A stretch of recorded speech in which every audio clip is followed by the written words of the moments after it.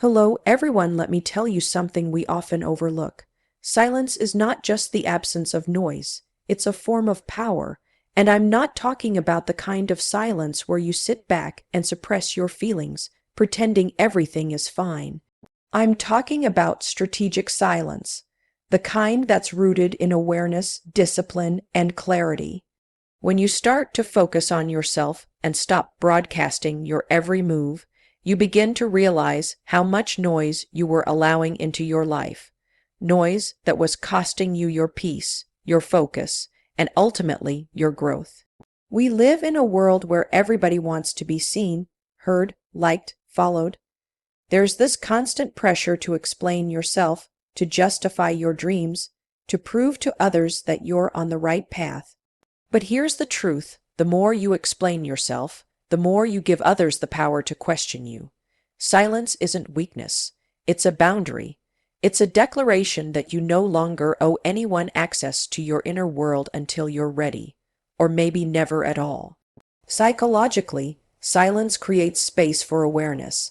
It gives your mind a chance to declutter and recalibrate. When you're not reacting to every comment, every opinion, every situation, you give yourself time to observe. And observation is powerful. You start to see things more clearly, people's patterns, your own emotional triggers, and the cycles you've been stuck in for years. You begin to realize how often your energy has been scattered in defending your worth, proving your value, or trying to be understood by people who were never even listening. And then something begins to shift. The moment you stop explaining and start aligning with who you are, what you believe, and what you truly want, things start to fall into place. Not magically, not instantly, but with a strange kind of flow. The opportunities that didn't make sense before suddenly feel aligned. The relationships that drained you begin to fade. The path becomes clearer, not because the world changed, but because you did. Silence allows you to reclaim your narrative without shouting it from the rooftops. It trains you to act from intention rather than impulse. You're not silent because you're afraid. You're silent because you're focused.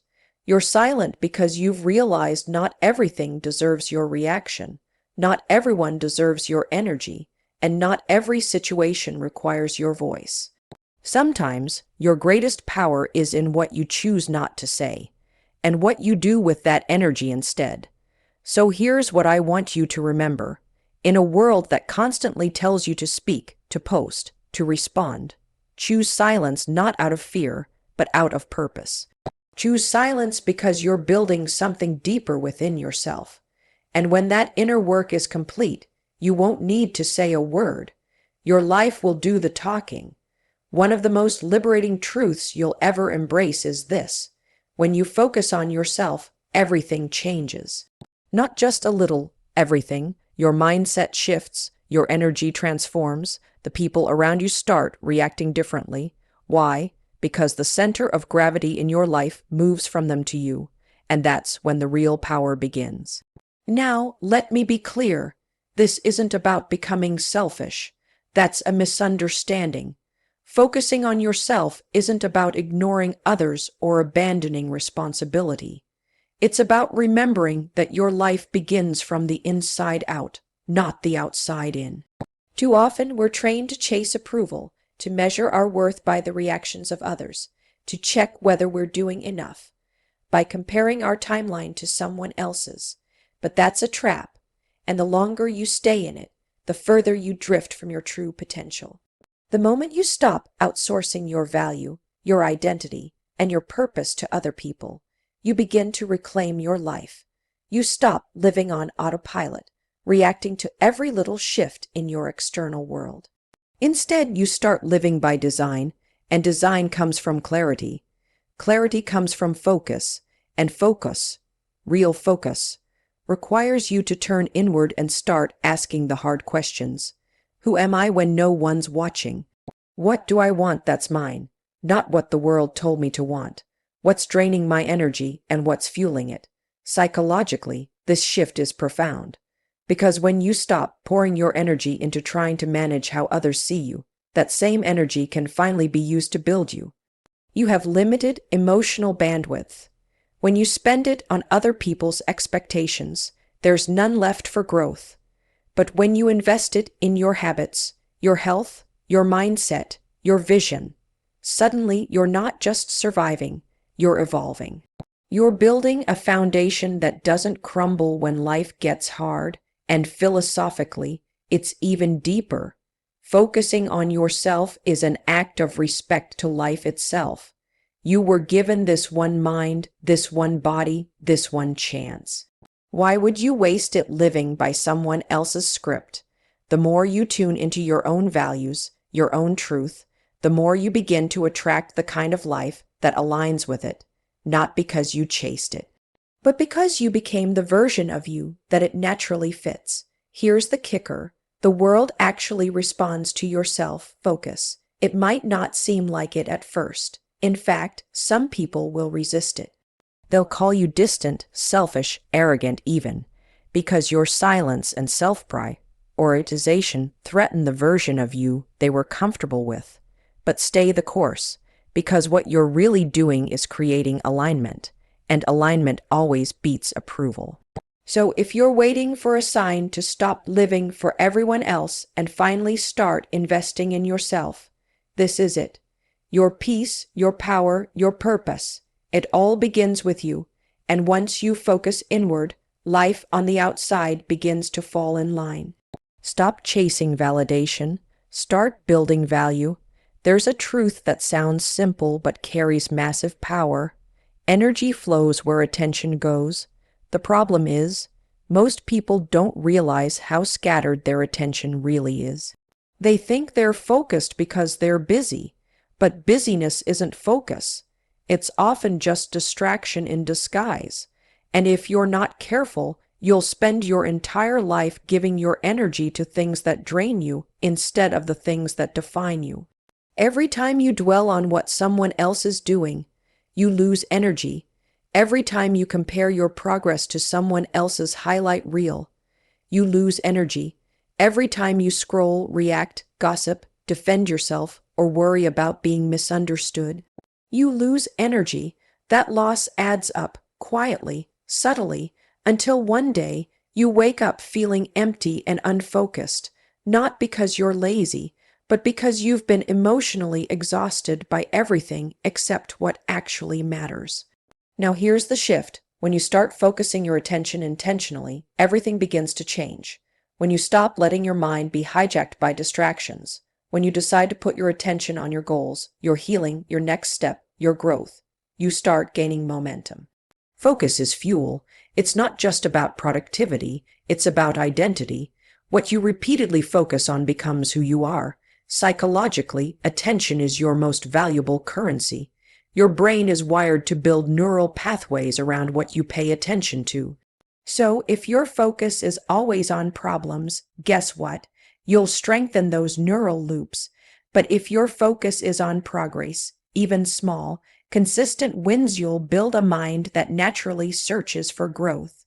That's how you break out of the loop of stress and into a cycle of self-improvement. It's not magic, it's biology, and philosophically, focus is a commitment. It's you saying to yourself, I matter enough to direct my energy towards something meaningful. That's powerful.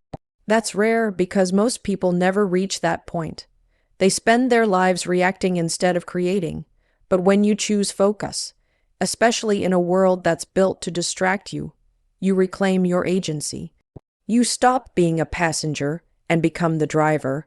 But let me be real with you. Focusing on yourself is hard. It forces you to get uncomfortable. It requires you to sit in silence and confront what's not working. It pushes you to delay gratification, to say no when it's easier to say yes. But that's the point, because what you're building is deeper than a quick fix. You're building alignment. You're creating a life that reflects intention instead of impulse. So if your energy feels scattered, if your goals feel distant, and your mind feels chaotic, ask yourself one question. Where has my attention been going? Because that's where your life is headed. Pull your energy back. Redirect your focus, and watch how your entire world starts to shift. Quietly, steadily, powerfully. One of the most underrated forms of personal power is detachment. Not emotional coldness, not indifference, but intentional detachment. The ability to not react to every little thing. The discipline to not absorb every ounce of chaos around you. That's strength.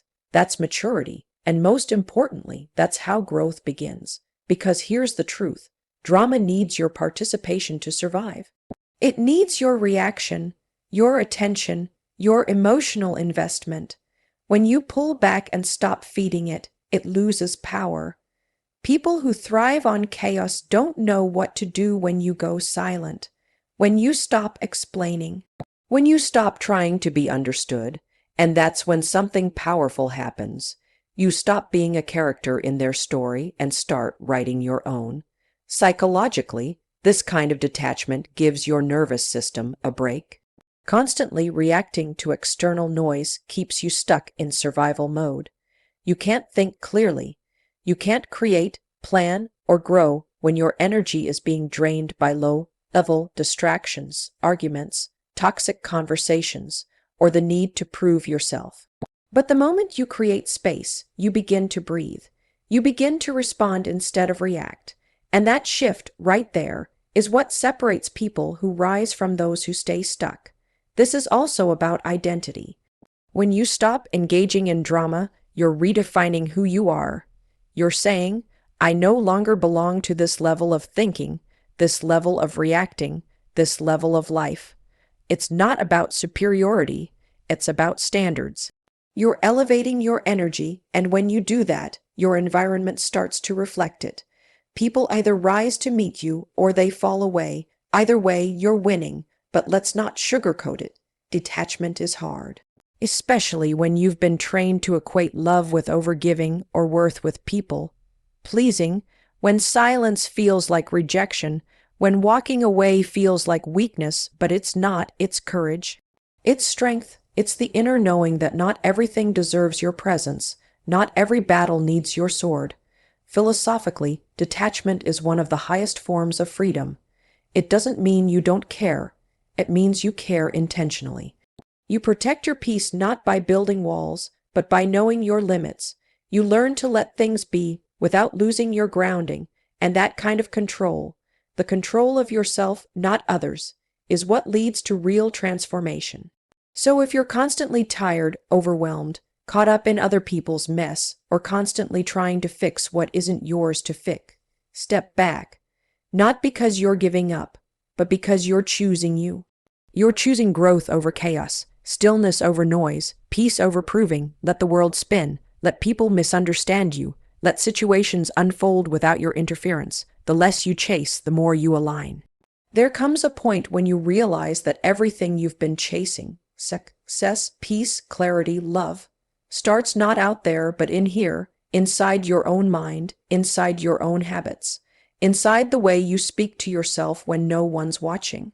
That's the real game. That's where transformation begins.